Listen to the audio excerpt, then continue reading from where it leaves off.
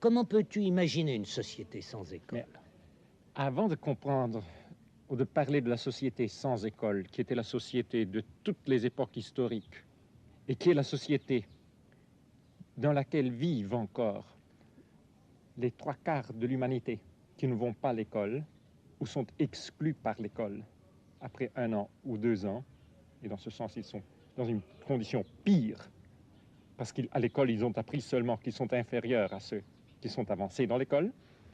Il faut comprendre le mal que l'école fait.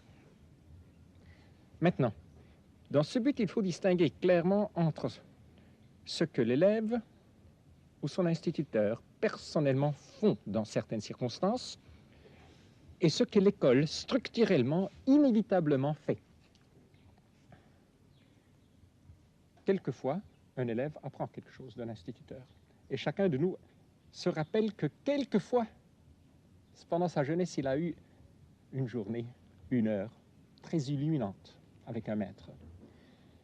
Mais ça, c'est quelque chose de bien différent de ce que l'école enseigne dans le monde entier. Elle enseigne à l'enfant qu'il a besoin de l'institution pour apprendre. Il enseigne à l'enfant qu'il ne peut pas apprendre ce qu'un autre a jugé appartient à une classe supérieure. Il enseigne à l'enfant de se sentir classé par un bureaucrate. L'école enseigne inévitablement à l'enfant que l'enseignement que la société respectera est le produit d'une institution établie par cette institution et par des experts qui savent comment produire cette marchandise. L'école inévitablement introjecte le capitalisme, la capitalisation du savoir, parce que c'est le capitaliste en savoir qui peut démontrer avec des certificats ce qu'il a accumulé intérieurement, auquel la société reconnaît une valeur sociale supérieure à celui qui a des certificats d'action de niveau inférieur. L'école, dès le moment qu'elle est devenue obligatoire, et comme je t'ai dit, dans la majorité des pays, elle est obligatoire, mais insuffisante pour la grande majorité, même sur ce niveau obligatoire. Dans le monde entier, l'école a été établie comme l'organe reproductif de la société. La Russie se reproduit moyennant la même institution qu'utilisent les États-Unis. L'assistance, pendant 1000 heures par année, dans des groupements d'âge spécifiques, d'une trentaine d'enfants autour d'un professeur, pour des années successives, pour accumuler intérieurement le savoir. L'école est à la racine d'une spiritualisation du capitalisme. Et il n'y a pas de possibilité d'alternative au capitalisme tant qu'on continue de capitaliser les gens en savoir pour une réalité qui devient toujours plus complexe pour pouvoir justifier la nécessité de cette capitalisation. En France, où l'école publique a été liée à toute la lutte pour le progrès, quand tu parles de déscolariser, les gens se disent mais il veut nous faire retourner à l'époque du Moyen-Âge. Je le sais. Mais c'est tellement difficile de parler du capitalisme des biens non tangibles. Et les gens souvent ne comprennent pas qu'à travers l'école, et particulièrement l'école obligatoire, on a transformé la croissance, l'apprendre, l'épanouissement en résultat de la consommation d'un produit d'une grande institution de type international, l'école. On a traduit croissance personnelle en éducation qui est égale à scolarité. Et ça devrait être logique que, une fois qu'on fait cette traduction et la rendre obligatoire, l'éducation, le savoir même, devient une marchandise, même si elle est produite, comme dans la majorité des pays d'aujourd'hui, sous contrôle d'État, par un ministère l'éducation, ou mieux encore, le savoir, devient rare dès le moment qu'il devient une marchandise.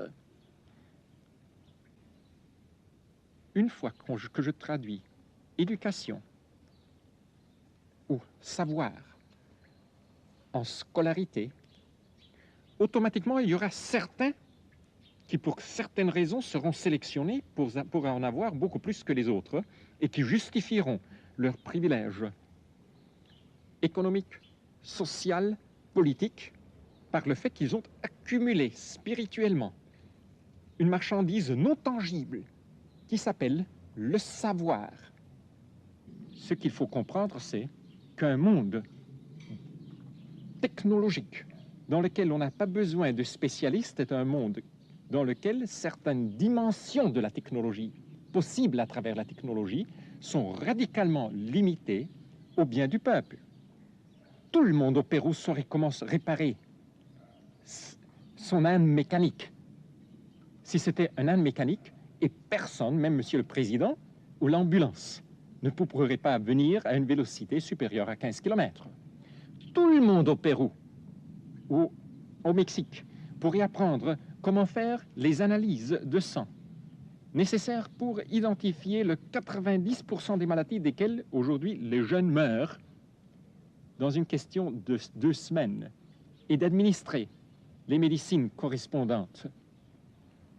Mais pour ça, il faudrait éliminer la possibilité d'avoir, dans un petit pays comme l'Honduras, 2 bombes cobalt en compétition l'une avec l'autre, qui sert uniquement à ceux qui sont déjà devenus des capitalistes du savoir. Ça veut dire ceux qui ont accumulé, introjectant une éducation qui est disponible sur un marché. Ça ne fait aucune différence si c'est un marché de type occidental ou oriental, comme marchandise. Et la question qui me préoccupe et que je te pose, cet optimum social, économique, qui le définit et qui en fera une politique? Écoute, je parle d'un maximum, pas d'un relationné probablement à un optimum. Et je dis que dans un monde dans lequel toute dimension devient possible scientifiquement, toute vélocité devient possible, toute prolongation de vie devient possible. Celui qui dirigeait le programme des fusées aux États-Unis maintenant, le mois dernier, a laissé son travail pour se dédier à la production de l'immortalité. Mais tout devient possible à certains. Tant que la grande majorité est prête de faire les esclaves pour envoyer un homme à la Lune, dans un tel monde, c'est inévitable que la politique s'oriente à créer un toit, un profil de ce que nous considérons, dans certaines dimensions, suffisant pour nous tous. Mais l'espoir, justement, il faut le réintégrer à nous, n'est-ce pas, dans notre vie, à nous, c'est-à-dire sous une forme de communauté ou, comme tu dis, de convivialité. Exactement. C'est-à-dire une manière de vivre ensemble qui ne soit plus de nous projeter vers les choses. Exactement. Il faut se rendre compte que la productivité des institutions arrive à un certain point où elle commence à étouffer et rendre impossible notre disponibilité à la convivialité.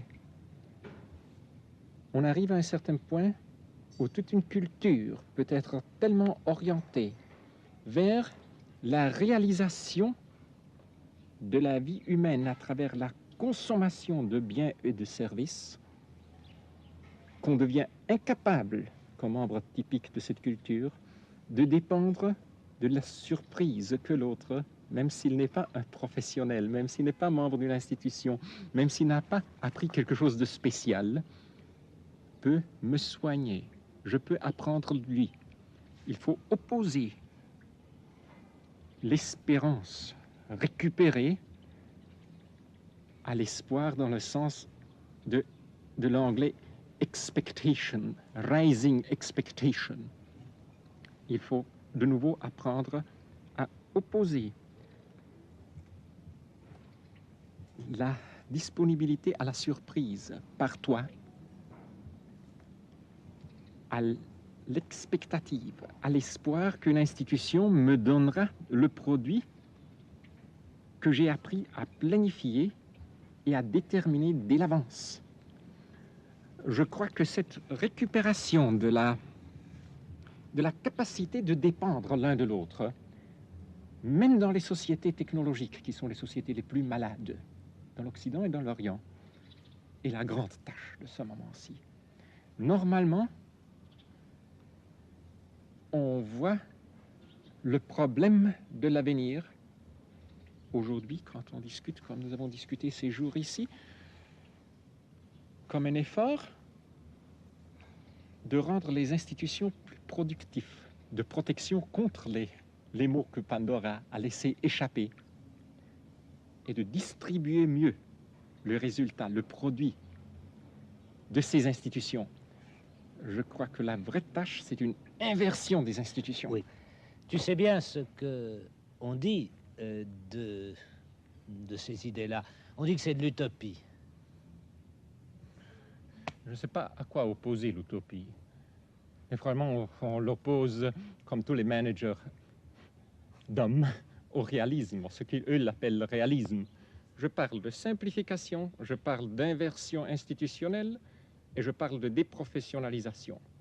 Et tous les trois me semblent des exigences inévitables si nous voulons survivre, et pour cette raison-là, dans mon sens réaliste. Je parle de simplification, et très souvent les gens disent « Ah, c'est un autre de ces songeurs dans la grande tradition du retour à la nature, primitive. » Je n'ai rien contre l'identification avec les conservateurs néologiques. Je n'ai rien contre l'idée qu'on m'appelle un conservateur néolithique. Mais c'est une désignation. Je parle de la nécessité de la simplification de la vie si nous voulons avoir une terre qui est bonne. Parce que ceux qui parlent contre la simplification pour le progrès continuel, progressus populorum, dans le latin médiéval, ça veut dire les peuples qui deviennent fous, disent qu'on ne sait jamais ce qui est bon et bien, parce que le bon est toujours le plus. Je parle de l'inversion des institutions.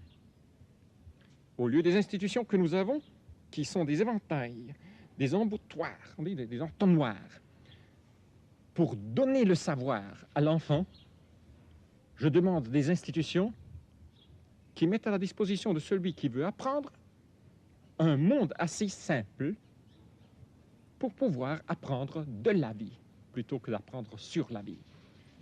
Je crois, en marchant à travers toute l'Amérique latine, de Caracas jusqu'à Santiago, pendant des mois et des mois, j'ai eu tellement d'occasions de vivre dans des petits villages que les gens savent comment vivre sainement, plutôt que avoir besoin de médecins qui leur produisent des services de santé pour vivre sur le navire spatial Terre, comme les écologistes, mécanicistes s'expriment avec tel plaisir.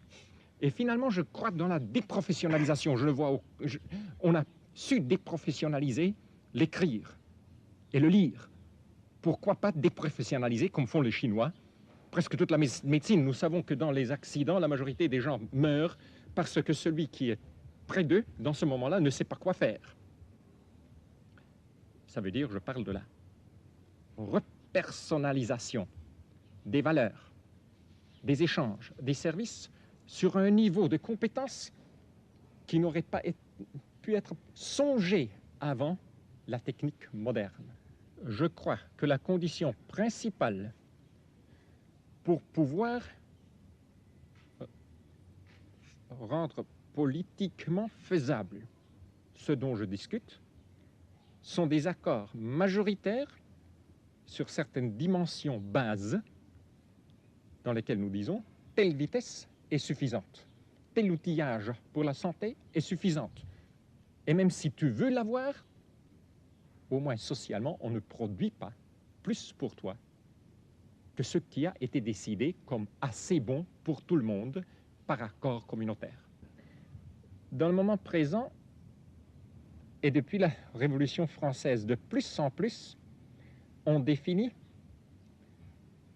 comme but d'une démocratie de définir en commun le minimum que tout le monde doit avoir. Je propose une inversion de ce concept, de faire but principal d'une politique saine la recherche du maximum sur lequel tout le monde peut se mettre d'accord que c'est suffisant pour chacun. Et je parle pour la déprofessionnalisation et la repersonnalisation des valeurs. Je ne parle pas contre la compétence. Mais pour chacun de nous qui vit dans un monde simple, on sait que de la boue, les gens savent faire des choses d'une beauté, une complexité imaginaire extraordinaire. Laisse-moi te citer un poème que j'ai lu juste dans l'avion en venant à Paris pour cette occasion. C'est un poème néolithique, aztèque, écrit par un Espagnol, en lettres espagnoles, mais dans le nahuatl. Ce poème dit: « Pour un tout petit temps seulement, nous sommes prêtés l'un à l'autre. Parce que c'est adressé à un Dieu, nous vivons parce que tout nous dessine. Nous avons de la couleur parce que tout tu nous peins. Et nous respirons parce que tu nous chantes. Mais seulement pour un tout petit temps, nous sommes prêtés l'un à l'autre. » Et ça continue. Parce que nous nous effaçons comme le dessin, même quand il est fait dans l'obsidian. Nous perdons notre couleur comme même le quetzalcoatl, le beau oiseau vert, perd sa couleur. Et nous perdons notre son et notre respire comme même le chant de l'eau. Pour un tout petit temps, nous sommes prêtés l'un à l'autre. Tu vois, toute la problématique aussi de l'extension de la culture occidentale vers les Amériques, quand on cherche d'identifier à travers le symbole, ou moyennant le symbole de la Vierge Marie, la Géa hellénisée, avec la Tonantzin néolithique des Aztèques. Oh, il faudrait parler beaucoup sur ça. Tu nous as parlé de ces déesses qui nous entourent. Oui. Et au cours de notre conversation, tu n'as pas mentionné le nom du Christ. Est-ce que c'est exprès? Tu vois, je n'aime pas parler dans une manière superficielle de mes amis. Et quand on va un pas en avant, je crois que le nom de Dieu, normalement, dans ce moment-ci, on l'utilise en vain, pour justifier, en vain, pour justifier quelque chose.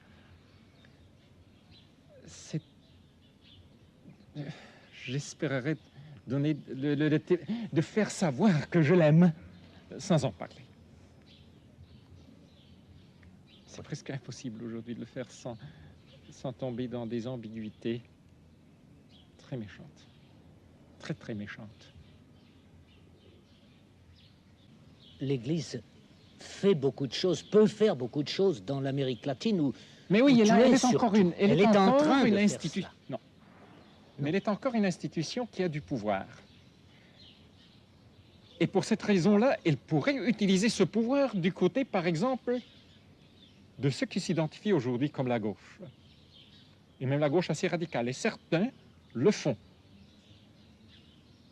Mais inévitablement, alors, elle se compromettrait de nouveau avec un nouveau pouvoir qui, dans ce moment-ci, recherche simplement d'augmenter la production, le GMP, au nom de tous.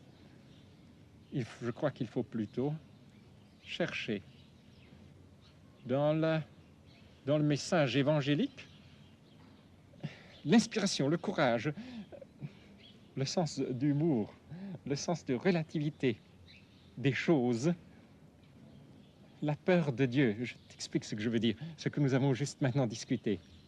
Sur la nécessité de fonder la survie du monde sur une nouvelle politique qui cherche des accords majoritaires sur ce qui est assez bon, assez vite, assez de vie.